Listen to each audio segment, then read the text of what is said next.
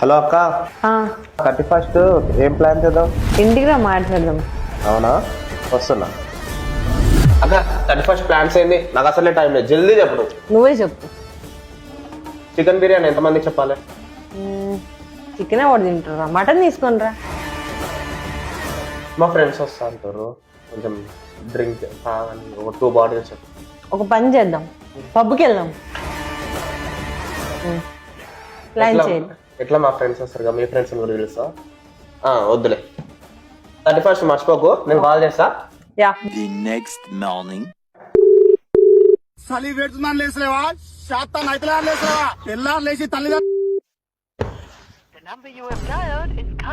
మర్చిపోయి పండుకుందా? చలి పెడుతుందని లేసలేవా?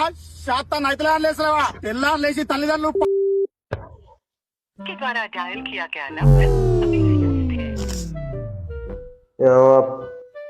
ప్రతి ఇయర్ ఇదే పంచాయతీ ఉంటుంది.